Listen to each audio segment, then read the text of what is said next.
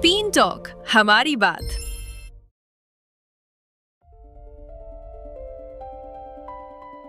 It was not just a single group, it was a coalition of many people. They turned private suffering into public critic, and that's important. People see feminism as this big explosion in the 1960s. The pill is often celebrated as a real liberation. So this was not liberation, this was abuse in the name of language and welfare programs.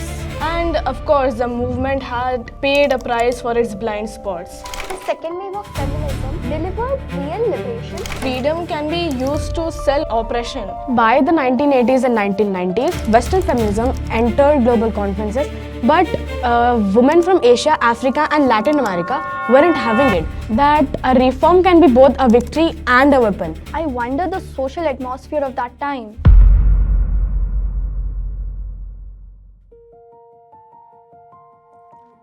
Welcome back to the podcast. In our last episode, we explored the first wave of feminism, a movement that changed laws, but also carries deep exclusions and power politics beneath the surface. Today, we are going to explore the second wave of feminism. This is the wave we often associate with the modern feminist identity. Whether it is about workplace equality, reproductive rights, sensuality, or challenging the definition of womanhood itself. Just like the first wave, the second wave carries two stories at once. One of genuine liberation and one of contradictions, manipulation and conflict. I'm here with my four friends, Madhya Anissa of grade 10. Thank you. Zeba Afreen of grade 10. Thank you. Shaza Inam of grade 9. Thank you. And Samia Shaheen of grade 9. Thank you. And I'm Khaja Begum of grade 10th. So let's begin this wave not with slogans but with the reality that produced this movement. People see feminism as this big explosion in the 1960s. But movements don't just appear overnight. So what built the pressure? The second wave of feminism looked sudden, but it wasn't sudden at all. It was a response to the frustration that had been simmering in the women for decades. Particularly in the post-war society, women were pushed into a suburban, polished life where they were told to take care of their children and take care of their husbands. Yes, they were given a comfortable life, but they also felt suffocated. Many of the women who belonged to the middle class who were also educated were told by their elders to become a good wife and a good mother. They felt as if they were trapped, and they also felt like their capabilities were going unused. Now, what were the key injustices or restrictions that made this frustration become political instead of personal?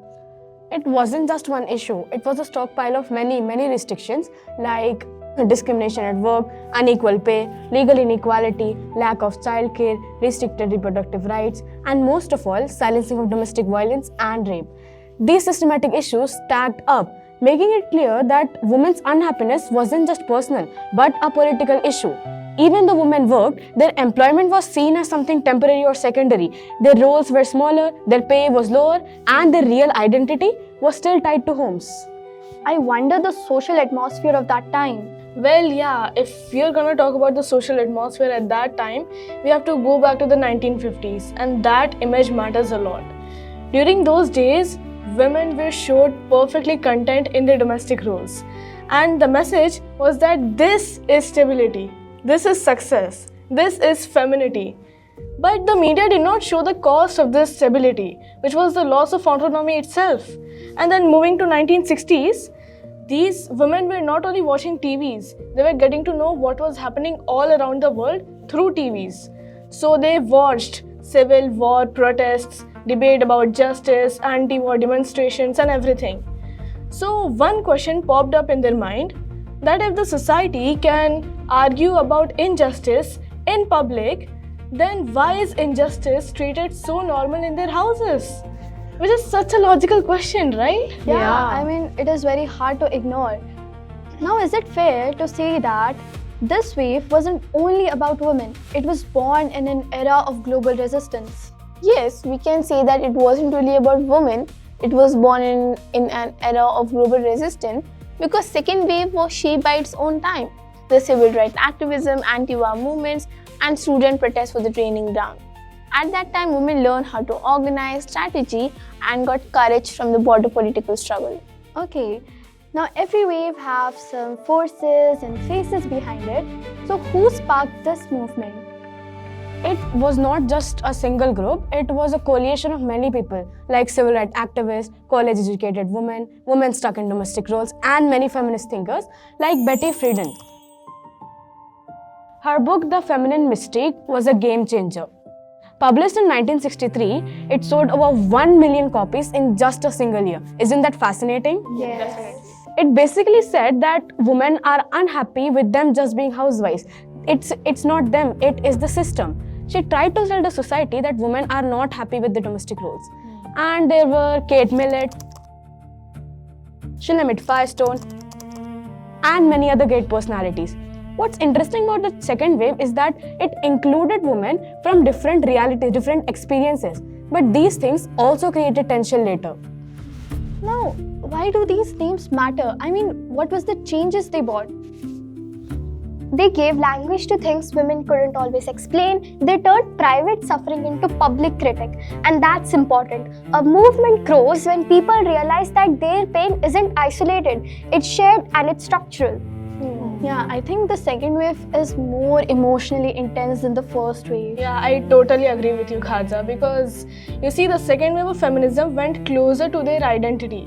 The first wave of feminism was more about voting rights and legal rights, suffrage era. Yeah. Whereas the second wave of feminism challenged home, marriage laws, and laws related to relationships and gender roles, basically the most personal things of life.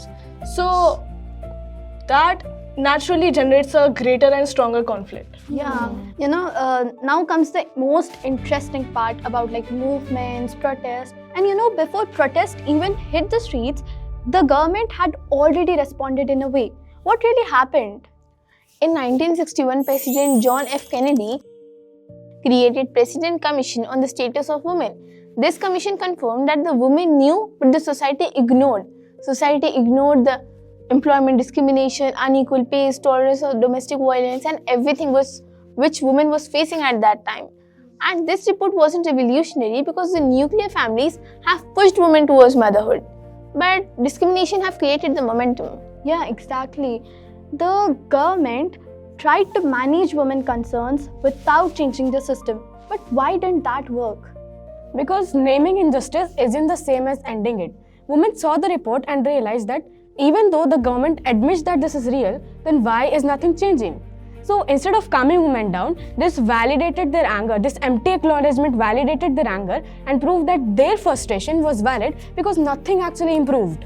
Yeah, and that reminds me of that quote, action speaks louder than words. Yes. We all can see a pattern of institutions admitting just enough, but keeping their control. That's definitely so correct, because institutions only admit the issue when it will not threaten their power or question it. Yes. But once the truth is named, people start demanding the real outcomes they want to see in the society.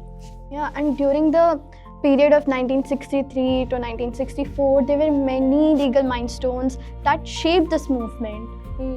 What were they? In 1963, the Equal Pay Act. This law made it illegal for the employer to pay women less than men for the same work. It was also the first federal status targeting wage discrimination. And then there was 1964 Civil Rights Act. This law barred sex discrimination in employment. In similar terms, you can say that it was made illegal to treat someone unfairly, irrespective of them being a man or a woman. What's ironic about this law is that the lawmakers added the word sex to the law, making who believed it would kill the bill. But it did not. The bill passed and women gained a legal tool that they weren't supposed to get.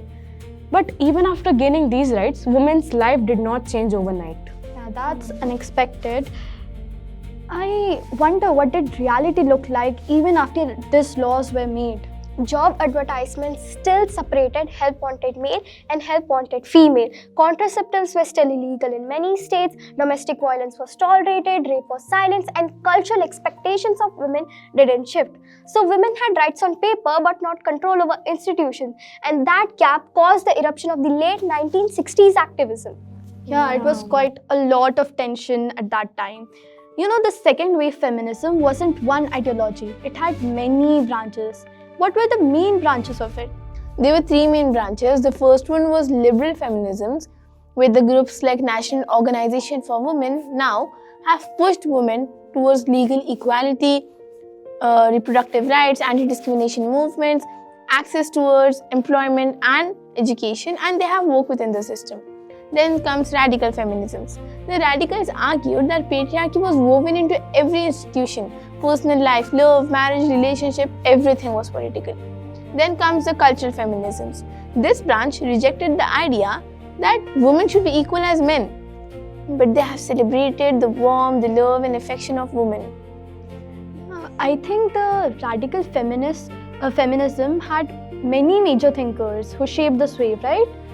There were several influential voices like Kate Millett, the author of The Sexual Politics, written in 1970, Shulamit Firestone, who wrote the Dialect of Sex in 1970, and Germaine Greer. She is an Australian feminist, and her book The Female Eunuch shook things up. It said that women are trapped by society's expectations and need to break through. This single thing sparked millions of conversation around the globe about women's liberty, identity, and sexuality.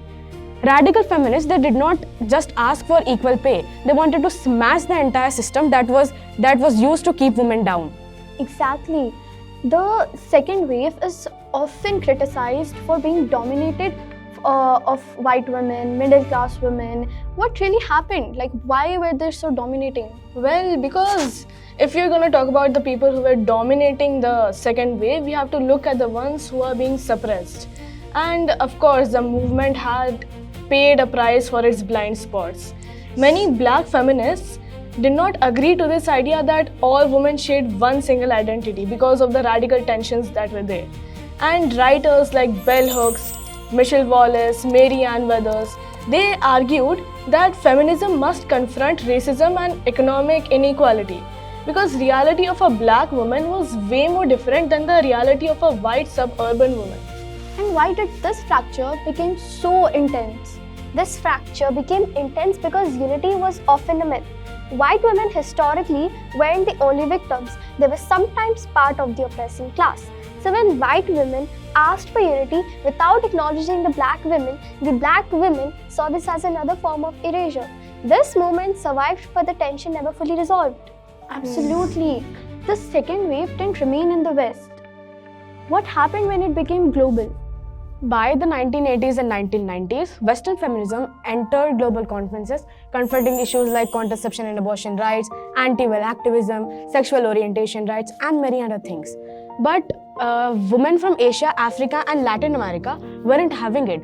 They said that their priorities were poverty, food, clean water, war, and debt relief. They accused Western feminism of following colonial pattern and deciding what freedom meant for everyone. Yeah. Now with all these ideas, I mean, there should be a place where they all sat together and shared their thoughts. So where did these conflicts explode publicly? There were many places where these conflicts has explored publicly. Few major UN conferences were held in different places, like in Copenhagen 1980, Beijing 1995, Cairo 1994, where women fought for the reproductive rights, their own rights, and they wanted a proper definition for the population policy and develop into sustained movements. That's impressive. You know, just like the first wave, the second wave also has its darker side. It is very important because it shows how corporation uses feminism. Right, the Torches of Freedom campaign, right? Yeah, that is one of the most disturbing examples of manufactured liberation. I'll tell you the story. In 1929, Edward Bernays ran a campaign for an American tobacco company. And everything was fine, but there was one issue, that women smoking in public was seen as a taboo, that it's against her moral values and everything. Yes. So what Bernays did, he ran a public spectacle during the New York Easter Parade. And there he hired young fashionable women, and each woman tied a pack of cigarettes under her garter near her thigh, and on Bernays' signal, each one of them lifted their skirts slightly, pulled out the pack of cigarettes and lit them simultaneously. This dramatic gesture portrayed that women are breaking free from the social norms that were there at that time.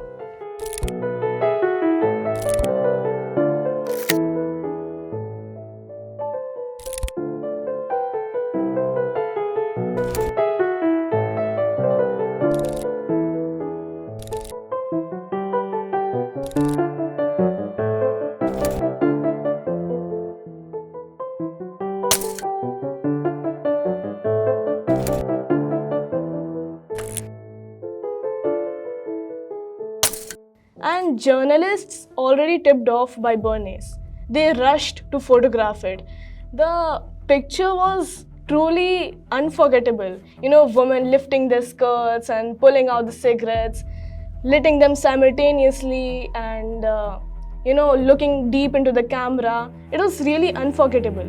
And the message that Bernays gave to the press was that these women are activists, and this protest is against patriarchy.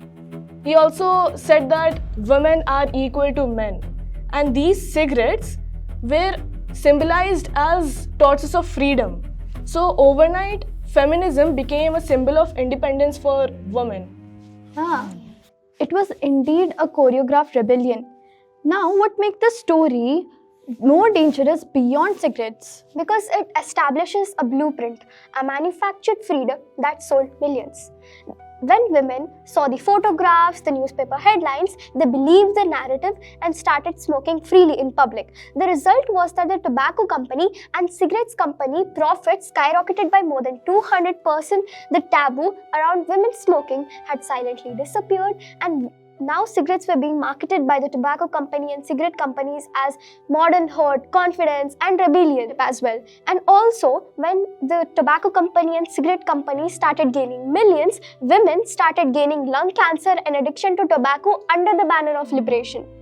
This was never feminism. It was exploitation wearing the mask of feminism. And every time it was marketed as this is your freedom, this is your empowerment, it was always just a marketing tactic. The Torches of Freedom campaign shows us how politics and capitalism still use women in the name of empowerment. Absolutely. Strong point. Yeah. Now we come to the reproductive rights story. This is where the second wave becomes more really complicated.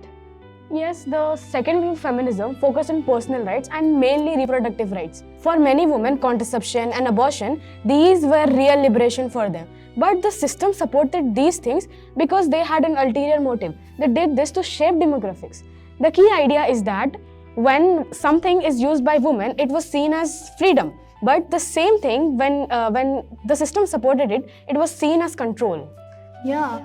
Now this brings in a controversial figure, Margaret Sanger. What's the complexity? Margaret Sanger was the founder of American Birth Control League, which was later named as Planned Parenthood.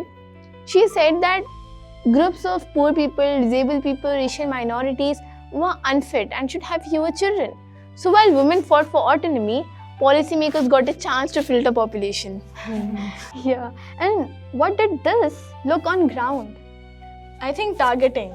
Because under-resourced clinics in black neighborhoods, low-income areas became sites where women were nudged and pressured into contraception. And these sterilization abuses were happening all across US during the, 1970s.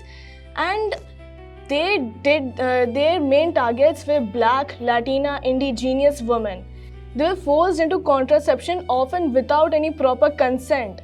That under public welfare programs and everything. So this was not liberation, this was abuse in the name of language and welfare programs. Yeah, exactly. It was very brutal. Now, the pill, have you heard of it? It is like a symbol of freedom inside a control system. The pill is often celebrated as a real liberation, but it has some hidden context in it. What is it? The pill changed women's life, no doubt. But early trials in Puerto Rico tested high-dose hormones on poor women without their consent. Women were forced to have these pills. For them, it was liberation. For them, it was empowerment. But they were forced to have these because the government wanted to reduce the birth rate of the country. So the pill was designed inside a system of control but seen as a symbol of freedom. That's the conversation we had today. It's all about the second wave, how it changed women's life from law to life, Now, if you had to summarize this second wave in one honest sentence, what would it be? The second wave of feminism delivered real liberation, but it was constantly repurposed by institutions for profit, control, and geopolitical strategies. A final lesson you would give to our audience? Freedom can be used to sell oppression, because if people don't understand the system behind the message, they become the consumers of it, not the owners. And lastly, what should our audience take away as a principle? That a reform can be both a victory and a weapon. Progress must always be examined by asking who benefits, who pays, and who is being managed. Yeah. Second wave of feminism widened the fight for equality from law to life. Women fought for autonomy, while institutions fought for demographic engineering. This contradiction shaped the reproductive politics we still live with, and it reveals the deeper truth. Every wave brings a real liberation, and also every wave shows us how powerful systems benefit from it. That's the conversation we had today. Stay tuned for our next episode. Till then, keep questioning, keep thinking. KB here, signing off.